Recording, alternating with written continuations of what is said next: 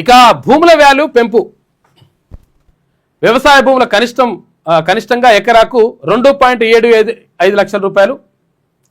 గచ్చిబౌలి ఏరియాలో open plot గరిష్టంగా గజం 78,000 రూపాయలు. క్యూర్ పరిధిలో రెసిడెన్షియల్ ఓపెన్ ప్లాట్ల కనీసం చదరపు గజం 3,000 రూపాయలు.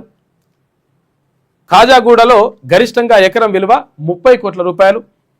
క్యూర్ పరిధిలో ఎకరం 15 లక్షలు. ఇవంతా కూడా ఏంది గవర్నమెంట్ లెక్కలు ఇవి. ఇంతకు దొరుకుతాయి అనుకున్నారు. ఇది దొరకడం కాదు, ఇది గవర్నమెంట్ ప్రభుత్వ లెక్కల ప్రకారం ఇట్లా. ఎందుకంటే మనము దానికి రిజిస్ట్రేషన్ ఫీజు కట్టాలి కదా, ఇగో ఇట్లా ఈ లెక్క ప్రకారం కట్టాల్సి ఉంటుంది అనమాట. అందుకని మనకు పెరుగుతుంది. ఇక రిజిస్ట్రేషన్ చేసుకుంటే డబుల్ అవుతుంది. ఇప్పుడు కమర్షియల్లో మ్యాక్సిమం గజం 1.15 లక్షలు. అపార్ట్మెంట్ విలువల్లో స్వల్ప మార్పులు వచ్చినాయి. పెరిగిన మార్కెట్ రేట్లు రేపటి నుంచి అమలులోకి వస్తాయి. దీనిపైన తీన్మన్ మల్లన్న ప్రత్యేకంగా ఒక వ్యాసం రాసి పంపించిండు. ఎల్లుండి నుంచి అంటే రేపటి నుంచి పెరుగుతున్నాయి. భూముల విలువ పెంపు, పేదల కళ్ళపై పిడుగు, ప్రభుత్వానికి ఆదాయం, ప్రజలకు అదనపు భారం పడుతుంది. ఏమవుతుంది? భూముల విలువ పెరిగితే మంచిగా అవుతుంది అంటే మంచిగాడు కాదు, దెబ్బ పడుతుంది లెక్క. ఎవరికి ఏటా? ప్రజలకు. తెలంగాణలో భూముల మార్కెట్ విలువను భారీగా పెంచుతూ ప్రభుత్వం తీసుకున్న నిర్ణయం రాష్ట్ర ఖజానాకు లాభదాయకమై ఉండవచ్చు. కానీ సామాన్య ప్రజలకు, ముఖ్యంగా సొంత ఇంటి కళ్ళతో జీవిస్తున్న మధ్యతరగతి పేద కుటుంబాలకు ఇది మరో పెద్ద ఆర్థిక దెబ్బ. ప్రభుత్వం చెబుతున్నది మార్కెట్ రేట్లకు అనుగుణంగా సవరణ అని.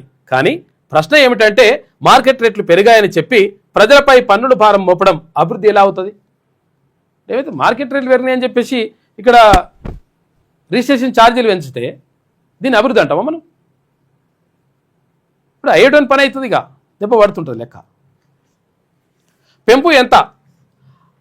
పెంపు అంశం వ్యవసాయ భూములు 2.75% అంటే గ్రామీణ ప్రాంతాల ఓపెన్ ప్లాట్లు 78% వరకు, హైదరాబాద్ పరిసర ఓపెన్ ప్లాట్లు 100% వరకు, కొన్ని ప్రాంతాల్లో 500% వరకు పెరిగినాయట. 100% అంటే ఏంటిది? ₹1,00,000 ఉంటే 2 లక్షలు అన్నట్టు, 500% అంటే ₹1,00,000 ఉంటే 5 లక్షలు అన్నట్టు. ఇక చూసుకో ఎట్లా ఏ లెవెల్ ఉంటుందో చూసుకోరు. ఇక కోట్లలో ఉంటే ₹1,00,00,000 ఉంటే 2 కోట్లు, ఇది ₹1,00,00,000 ఉంటే 5 కోట్లు. చూసుకో ఎట్లున్నది కథ. ప్రభుత్వానికి వ్యవసాయ భూములకు అట్లా ఉన్నది. ఇక వ్యవసాయ భూములకు సంబంధించి ప్రభుత్వానికి ఎంత లాభం అవుతుందంటే, భూముల విలువ పెరిగితే రిజిస్ట్రేషన్ సమయంలో వసూలు చేసే స్టాంపు డ్యూటీ, రిజిస్ట్రేషన్ ఫీజులు నేరుగా పెరుగుతాయి ఆటోమేటిక్గా. ఇవి పెరిగినాయంటే పెరుగుతాయి ఆటోమేటిక్గా. ఆదాయ వనరు ప్రస్తుత పరిస్థితి పెంపు తర్వాత స్టాంపు డ్యూటీ స్టాంపు డ్యూటీ తక్కువ ఎక్కువ, రిజిస్ట్రేషన్ ఫీజు తక్కువ ఎక్కువ, ప్రభుత్వ ఆదాయం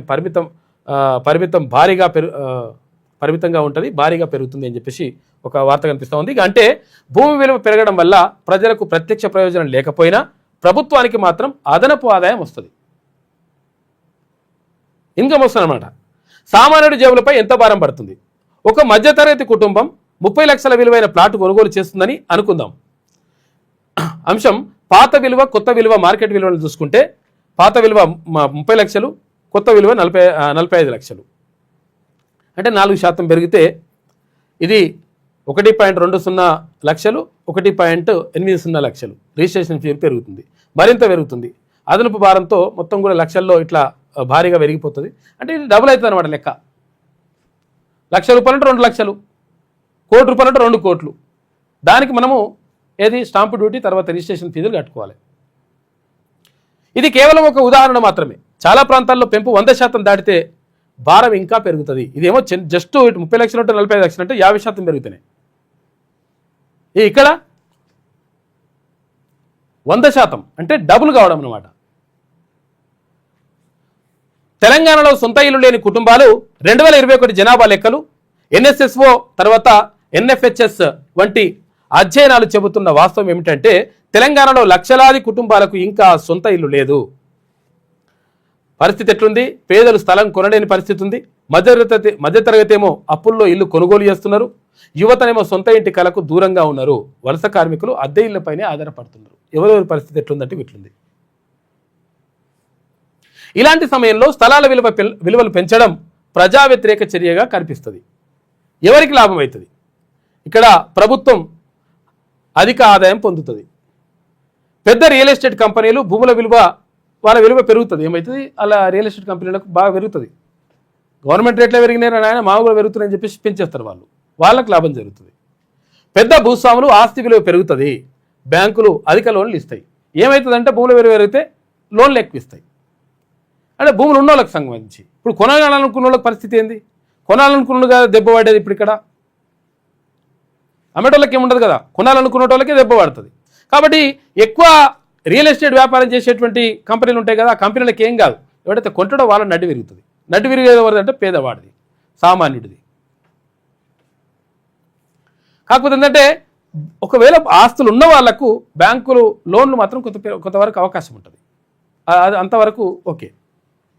ఇక ఎవరికి నష్టం జరుగుతుంది, పేదలు ఇల్లు కొనలేరు, మధ్యతరగతి అదనపు రిజిస్ట్రేషన్ భారం పడుతుంది, యువత సొంత ఇంటి కలకు దూరంగా ఉంటారు, చిన్న ఉద్యోగులు అప్పుల భారం పెరుగుతుంది. వీళ్ళకు ఒక ప్రశ్నకు సమాధానం చెప్పాలి.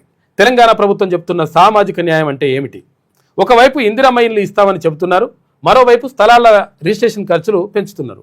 ఒకవైపు పేదలకు ఇల్లు నిర్మిస్తామని చెప్తున్నారు, మరోవైపు స్థలాల ధరలు మార్కెట్ విలువలు పెంచి అదే పేదల సొంత ఇంటి కలను మరింత దూరం చేస్తున్నారు. చూసుకో, మరి పేదవాళ్ళకి తక్కువ ఏమని ఇస్తాం, అట్లేమంటే లేదు, ఉండదు అట్లా లెక్క. ఎవరికైనా గదే రేటు ఉంటుంది. కోటీశ్వరుడు అయినా సరే, తర్వాత ఇక్కడ గరీబుడు అయినా సరే. తెలంగాణలో భూమి యాజమాన్యం అసమానత. భూమి ఆస్తుల విషయంలో తెలంగాణలో ఇప్పటికే తీవ్ర అసమానతలు ఉన్నాయి. ఉన్నోనికేమో వందల వేల ఎకరాల భూములు ఉన్నాయి, లేనోనికేమో అర్ధ ఎకరా భూమి కూడా లేదు. ఈ అసమానతలు, ఈ వ్యత్యాసాలు, ఇవన్నీ కూడా ఇది మార్పు, దీంట్లో మార్పు రావాలంటుండే తీర్మానం మల్లన్న. ఈ వ్యత్యాసాలు మొత్తం కూడా, ఇవన్నీ కూడా సమానం కావాలి. ఈ వ్యత్యాసాలు మొత్తం కూడా, ఈ అంతరాలు తరిగిపోవాలని చెప్పేసి అంటున్నాడు. అంతరాలు మొత్తం ఉండొద్దు. కాబట్టి ఇదంతా కూడా జరగాలంటే ఏం కావాలి, రాజ్యాధికారం రావాలి. ఎవరికి రాజ్యాధికారం రావాలి? పేదవాడికి మంచి చేయాలి, తర్వాత కింది వర్గాలకు మంచి చేయాలనేటువంటి ఆలోచన ఉన్నటువంటి ప్రభుత్వాలు అధికారంలోకి వచ్చినప్పుడు ఆటోమేటిక్గా ఇదంతా కూడా సెట్ అవుతుంది లెక్క. అది కోరుతున్నాడు తీర్మానం మల్లన్న, దానికోసం మాట్లాడుతున్నాడు. వర్గం అంచనా ఆస్తి వాటా. ఇక ధనిక వర్గానికి 10% అత్యధిక భూములు ఉన్నాయి, మధ్యతరగతి పరిమిత ఆస్తులు, పేద వాళ్ళకు 50% అతి తక్కువ ఆస్తులు ఉన్నాయి. ఎంతమందికి ఎవరికి ఉన్నాయి అంటే, ఇక ఈ పరిస్థితుల్లో భూమి విలువల పెంపు ధనికులకు లాభం, పేదలకు నష్టమనే వాదనను పూర్తిగా కొట్టివేయలేము. బరాబర్ అదే జరుగుతుంది. బలిసినోడికి బలిసినట్టే ఉంటుంది లెక్క, పేదోడికి ఇంకా దారుణంగా ఉంది పరిస్థితి. ప్రభుత్వం చేయాల్సింది ఏంది, ఏం చేయాలి అసలు? 100 గజాల వరకు ఉన్న స్థలాలకు పెంపు రద్దు చేయాలి. ఇది ప్రభుత్వం ప్రధానంగా దీన్ని దృష్టిలో పెట్టుకోవాలి. ఎందుకంటే ఇంటెలిజెన్స్ అందరూ కూడా చూస్తారు కాబట్టి మీరు క్లియర్గా ప్రభుత్వానికి ఈ విషయాన్ని చేరవేయండి. తీర్మానం మల్లన్న చెప్తా ఉన్నాడు. ఏం ప్రతిపాదన పెట్టిండు?